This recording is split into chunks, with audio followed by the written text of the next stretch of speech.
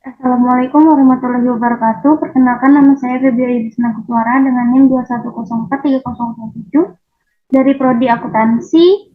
Kali ini saya akan menjelaskan tugas pertemuan 11 Sistem Informasi Akuntansi. Yang pertama ada pertanyaan diskusi 14.1, yaitu ketika laporan biaya berbasis aktivitas mengidentifikasi adanya kapasitas yang berlebihan, manajemen harus menemukan penggunaan yang dapat meningkatkan pendapatan alternatif untuk kapasitas tersebut atau mengeliminasinya melalui perampingan.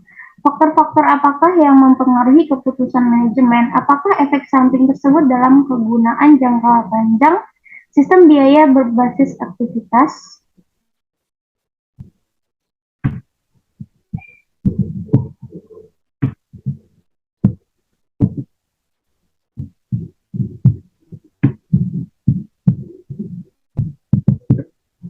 Jawaban saya yaitu seringkali akan lebih mudah untuk mengidentifikasi peluang untuk berhemat dan menghilangkan pekerjaan daripada menemukan aktivitas nilai tambah yang kreatif untuk kelebihan kapasitas.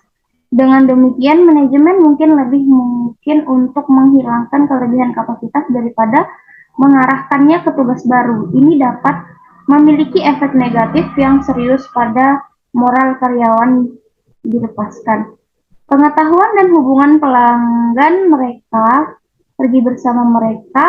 Beberapa konsultan berpendapat bahwa pengetahuan lunak seperti itu adalah aset perusahaan yang paling berharga. Oleh karena itu, perampingan itu cenderung memiliki konsekuensi jangka panjang yang negatif. Jika menung jika manajemen menggunakan sistem ABC untuk membenarkan perampingan, kemungkinan akan ada reaksi balik dan ketidakpercayaan terhadap sistem tersebut oleh banyak manajer. Sebaliknya, manajer harus mencari peluang baru untuk memanfaatkan kelebihan kapasitas secara produktif. Ini dapat melibatkan pembentukan tim untuk mencari cara untuk meningkatkan proses dan memotong biaya. Ini juga berguna untuk membangun sumber daya sebagai pemeliharaan berkelanjutan. Akhirnya, sangat penting untuk fokus sebagai pemeliharaan berkelanjutan. Akhirnya sangat penting untuk fokus pada kapasitas praktis daripada kapasitas teoritis. Mengakui bahwa manusia maupun mesin tidak dapat berfungsi secara produktif 100%. Perlu adanya kelonggaran yang terpasang untuk beristirahat, pemeliharaan, dan gangguan yang tidak terduga.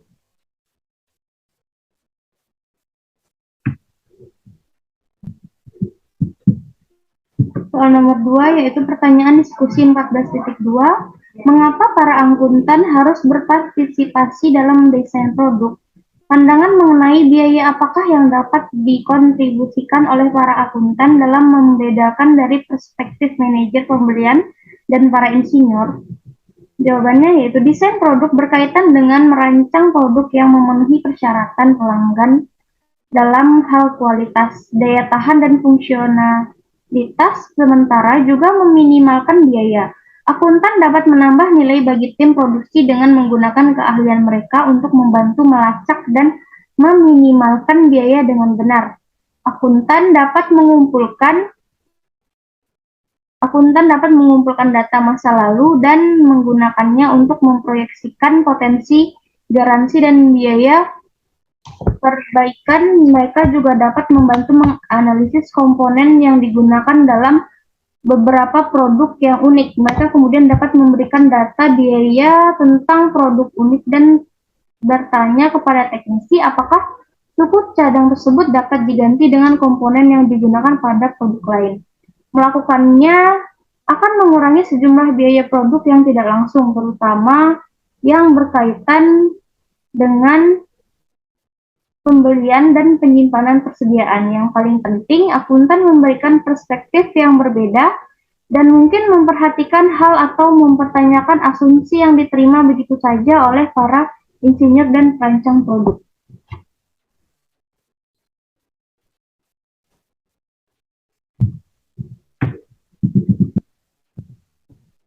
Pertanyaan diskusi 14.5, beberapa perusahaan telah beralih dari sebuah filosofi manajemen dengan pengecualian menjadi sudut pandang perbaikan yang berkelanjutan. Perubahan tersebut halus tetapi signifikan. Perbaikan yang berkelanjutan berfokus untuk membandingkan kinerja aktual dengan yang ideal, yaitu kesempurnaan. Akibatnya seluruh varians adalah negatif. Bagaimana Anda dapat melakukan lebih baik dari sempurna? Varians terbesar mengindikasikan area dengan jumlah limbah terbesar dan sehubungan dengan ini, peluang terbesar untuk memperbaiki lini bawah apakah keunggulan dan kelemahan dari praktik ini. Sebuah keuntungan dari laporan perbaikan terus-menerus adalah bahwa mereka memerangi kecenderungan untuk berpuas diri. Kerugiannya adalah mereka dapat menciptakan terlalu banyak tekanan jika harapan untuk perbaikan tidak realistis. Akuntan dapat membantu menghindari hal ini dengan terlibat dalam pengumpulan dan analisis data kinerja untuk memastikan bahwa target realistis.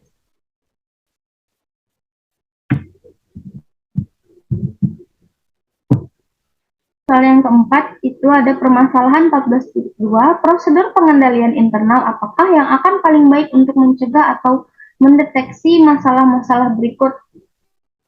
Yang A, sebuah pesanan produksi dibuat untuk sebuah produk yang telah kelebihan stoknya dalam gudang perusahaan. Pengendaliannya yaitu dasarkan jadwal produksi induk pada yang pertama data terkini tentang penjualan produk, yang kedua perkiraan penjualan produk, yang ketiga kuantitas di tangan, dan yang keempat jumlah yang dijadwalkan atau di bawah produksi. Yang kedua, label pesanan segera pada pekerjaan produksi yang setengah jadi terlepas dari bahan baku dan hilang, menyebabkan penundaan yang merugikan. Pengendaliannya yaitu yang pertama gunakan teks pesanan, yang kedua memiliki jadwal produksi menunjukkan pekerjaan prioritas tinggi, yang ketiga konfigurasi sistem ERP untuk menyiapkan laporan status produksi sehingga kegagalan untuk menyelesaikan bagian dari MPS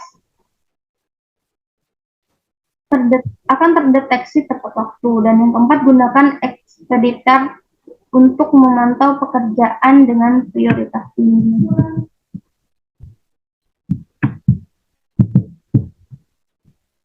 Kemudian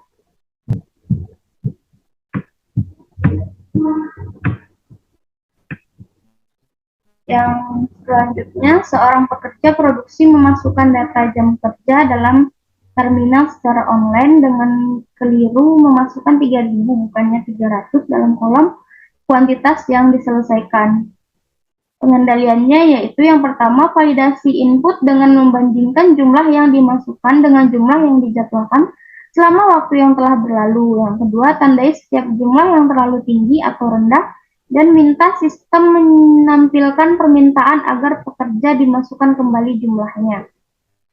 Selanjutnya, seorang pegawai ruang penyimpanan barang mengeluarkan barang yang kuantitasnya 10% lebih rendah daripada yang diindikasikan dalam beberapa permintaan bahan baku dan mencuri kuantitas yang berlebih tersebut.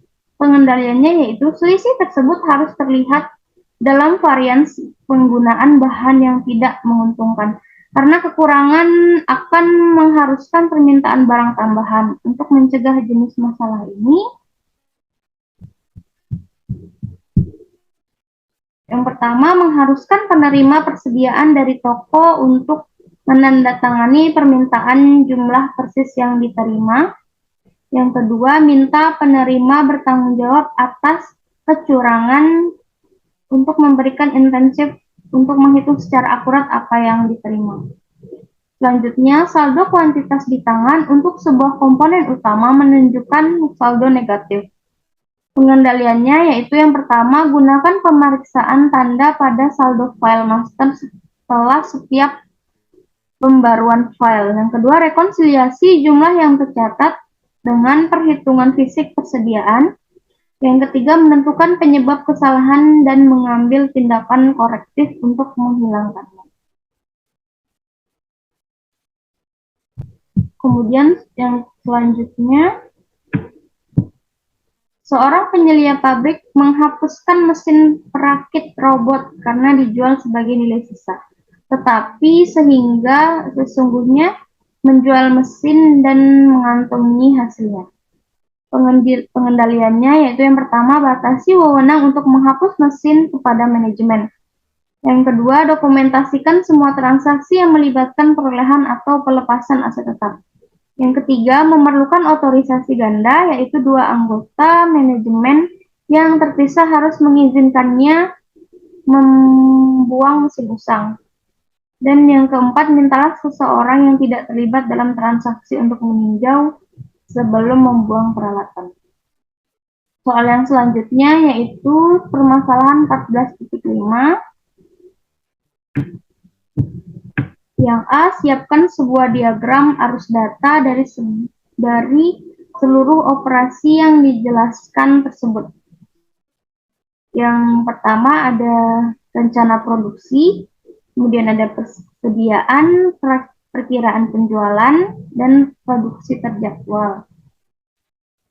Lalu yang kedua, mempersiapkan produksi pemesan, ada daftar operasi, tagihan bahan, pesanan produksi, yaitu membuka pesanan produksi.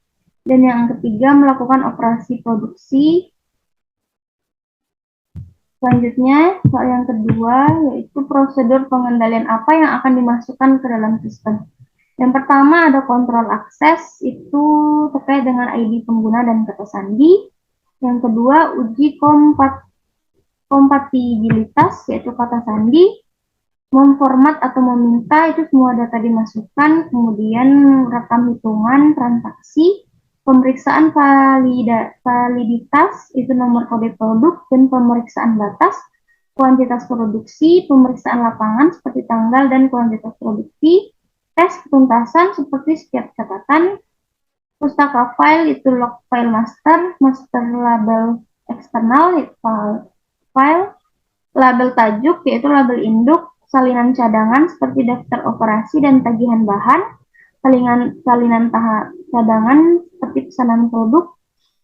Yang selanjutnya rekam hitungan, yaitu operasi, nomor urut, ada pesanan produk, pemeriksaan kewajaran, yaitu tanggal selesai versus tanggal mulai, dan cek validitas, itu ada nomor karyawan.